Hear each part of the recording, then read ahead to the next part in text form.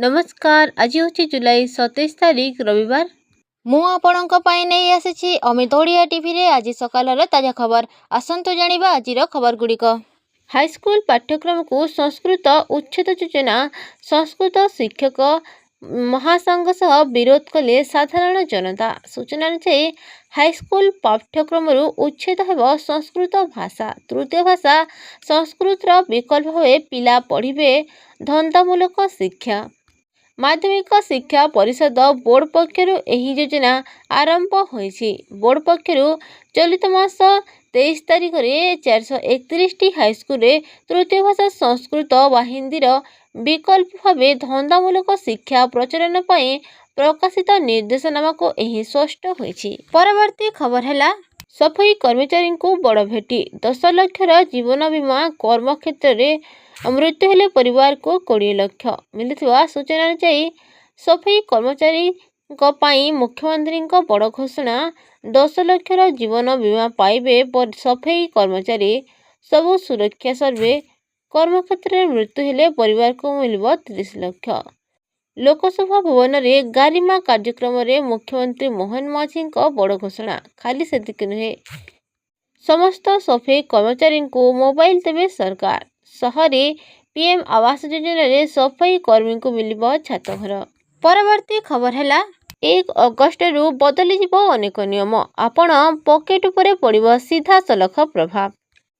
आगामी 1 अगस्ट 2025 रु भारत में अनेक आर्थिक नियम रे परिवर्तन हेबाकु जाउछि जहार सीधा सलख प्रभाव साधारण नागरिकों जेब उपरे पड़िबो। एही परिवर्तन मध्य credit card UPI payment LPG cylinder CNG PNG और एयर टर्बाइन फ्यूएल एटीएफ दर रे परिवर्तन शामिल रही। परवर्ती खबर है जल संपद बाबू माने अयोग्य। राज्यर जल संपद विभाग ऑफिसर माने पूरा अयोग्य केवल थंतल पेट काढ़ी ठिकादार टंका लुटा छड़ा किसी काम जानते नहीं। लुणाबंधा बा नदीबंधरू कोटी कोटी टंका लुटी निजर संपत्ति बढ़ाउथबा ऑफिसर मानकर ज्ञान गरिमा रहुना। किछि दिन तले एही विभागर सर्वोच्च जंत्री किछि थिले राज्य को बन्या भय आदि नहीं हेले आज कहलेनी बड़ बन्या आसुछि। परवर्ती खबर है धोखा देला डबल इंजिन सरकार। भुवनेश्वर शहर को 10 वर्ष पछकू ठेली देले सरकार। मिलुवा सूचना अनुसार राज्यर राजधानी भुवनेश्वर शहर में मेट्रो रेल चलिबो। प्रथमे भुवनेश्वर कटक एवं एहापर पुरी मेट्रो रेल संयोग नहीं पूर्व बीजेडी सरकार योजना करथिले। आ एथिपई डीआरपी प्रस्तुत सह टेंडर करा जाई एहार भित्तिप्रस्तर स्थापन होइथिला किंतु 2024 रे सरकार बदलिबा परे एबे मेट्रो रेल चलिबा स्वप्न भली लागुछि। शनिवार राज्य में बीजेपी सरकार भुवनेश्वर मेट्रो रेल प्रकल्प टेंडर बातिल करिबा परे एहाकु नै उद्वेग प्रकाश करिसंती विरोधी दल नेता नवीन पटनायक।